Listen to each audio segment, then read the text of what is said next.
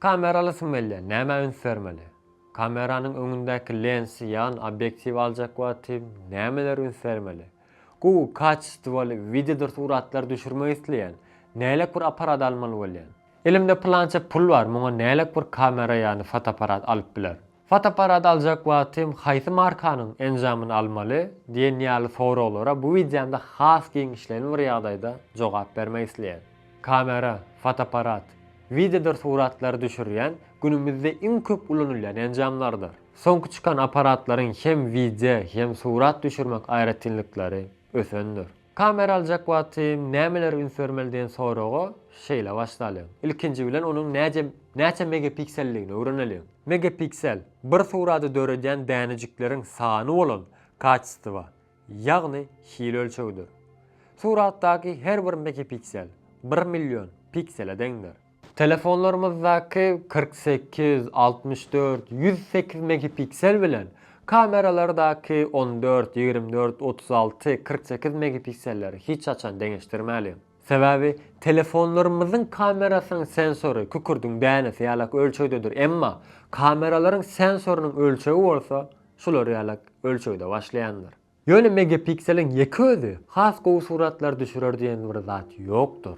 Onuň ýanynda ýankaýçmaýaly sensoryň ululugy, öňüne dakyljak obyektiwiň hili, videodur surat düşürjek wagtyň ışıgyň hili we aparatlardaky videodur suratlary işleýän tehnologiýasy ýaly bir näçe aýratynlyklary göz öňüne tutmamyz gerekdir. Egerde ikinji el bir kamera aljak wagtyk onuň sensorunda ölü piksel diýilýän bir zat barmy? Onu barlak görün. Egerde ölü piksel bolsa onu edil şu ýüzümdäki görýän zatyňyz ýalak düşüren suratlar videolaryňyzda bir nokotçyk bolar.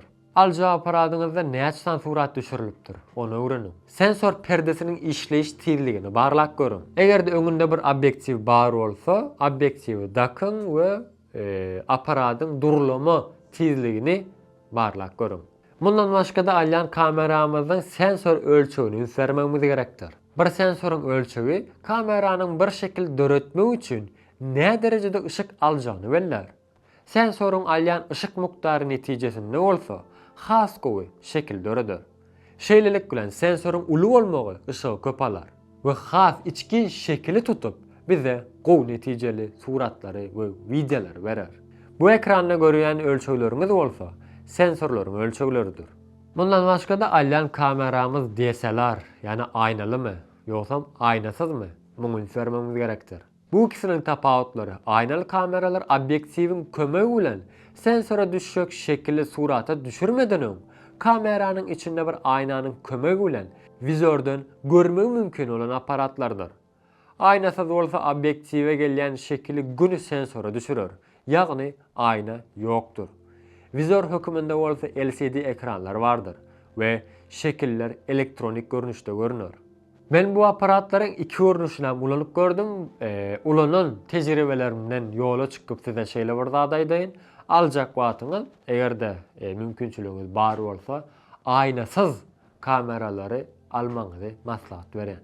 Bundan başga da kamera aljak wagtymyz işleýiş tehnologiýasyna, sensorunyň ölçegine, aparatyň ölçegine, Wi-Fi barmy ýokmy oňa, surat düşürüş tezligine, video kaçystywasyna, zaryadynyň näçe wagt gitýänligine, awtomatik durulma tezligi we durulma nokotlarynyň sanynyň köp bolmagy ýaly bir topar zatlary ünsärmemiz gerekdir.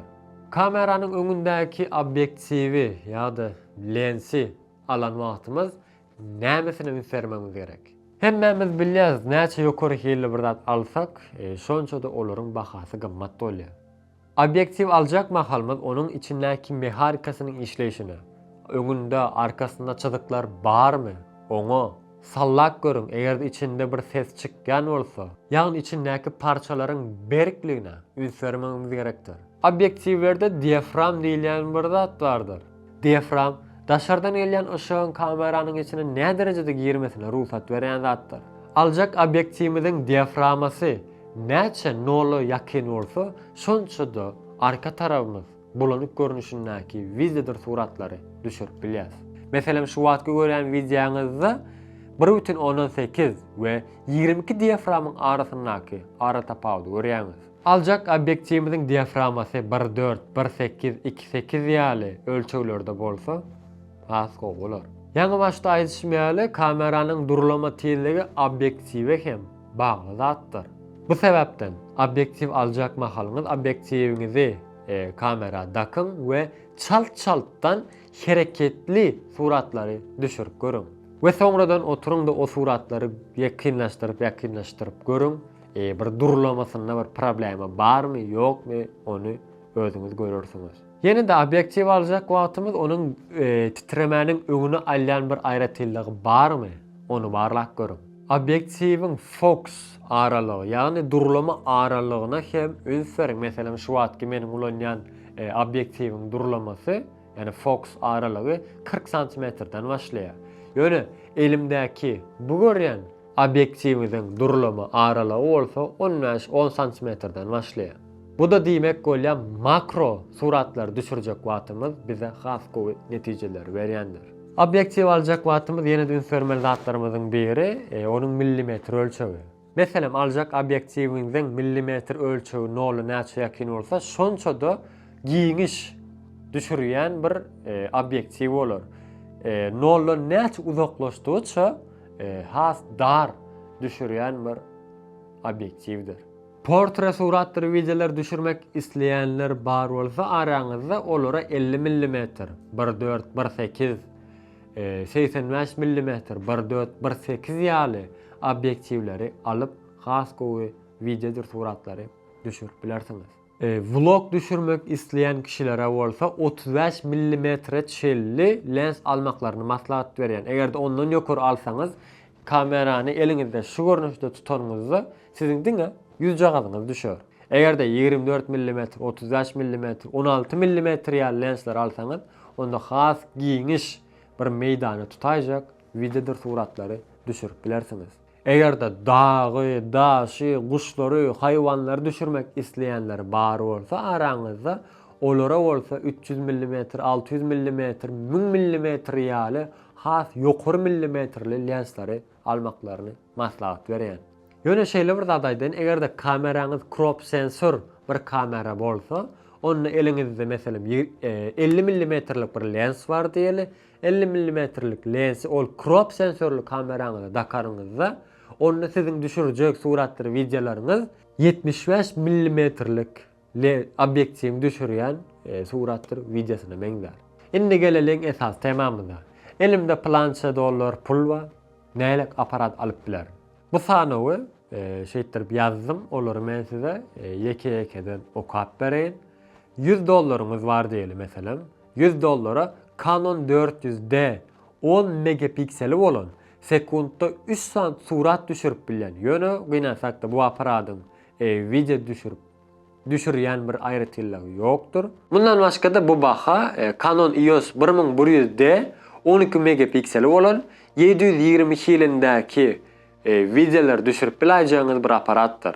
$200 çıkanmızda bolsa Canon EOS 600D, 700D 18 megapikseli bolan 1080 ýylyndaky videolary düşürip bilýäňiz goýja aparatlar. $300 çıkanmızda bolsa Sony 6000 24 megapikseli bolan 1080 ýylyndaky videolar suratlary düşürip bilýäňiz aparatdyr. Bu bahamyndan başga da Canon 60D ýaly aparatlary alyp bilersiz.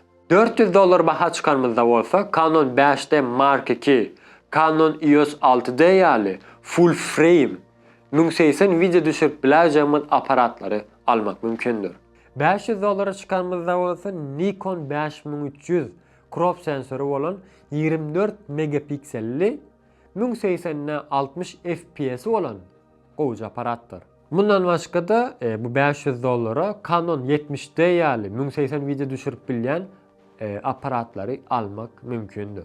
$600 geçelim we $700 gelelim. $700 Canon PowerShot G7X Mark II 20 megapikseli bolan Full HD ýani 1080'ne 60 FPS video düşürip bilýän çemelje Wi-Fi bolan hemme işi özüňiz düzüp bilýäňiz bir goýja aparatdyr. Bundan başga da bu baha 20 megapikseli bolan 4K Ultra HD video düşürip bilýän Wi-Fi aýratyllygy bolan özünde yani gelende karoklasında obyektivi olan vlogger kamerası Sony ZV-1 aparatyny alyp bilersiz.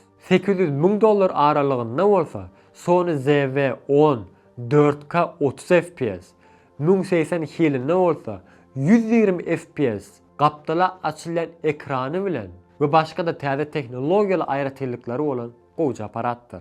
Bundan başga da bu baha Nikon 750'de full frame 25 megapikseli bolan 1080 video düşürüp bilajağımız aparat alıp bilersiz. Sony markasında geçenimizde olsa Sony 6300, 6400, 6500 ýaly 24 megapikseli bolan 4K video düşürüp bilajağımız aparatlary alıp bilersiz. Buların arasında Sony 6300'de menin hem özüm ortaça 1 ýyla ýakyn ulandım. Bu bahalara bundan başka da Canon M50 Mark II 24 megapikseli bolan 4K 60 FPS video düşürüp bilajağımız crop sensörlüce gowy aparatdyr. $1500 gelenmizde bolsa Sony A7 III full frame 24 megapikseli 4K'sı bolan gowy aparatdyr. Bu bahada menin hem 1 ýyldan bäri ulanýan aparatym Sony A7C aparaty ekrany gapdala açyrýar, sensörlüce ekrany var. Men öz aparatymda iň gowuryan tarapym näçe sagat video düşürseňiz hem yani pamet dolýança video düşürmek bir aýratyllygy var. Yani köp kameralar her yarım saatdan, her 15 minutdan, her 10 minutdan ötçen aparatlar var. Oňa da ünsürüm bu arada. Ýene de öz kameramda iň gowuryan zatlarımın biri durulama nokotlary. Menin kameramda 700 sani durulama nokodu vardır. Bu da suratlar, videolar düşürecek mahalımız durulamagynyň has tiz görünüşde hareket etmesine mümkünçilik berýär.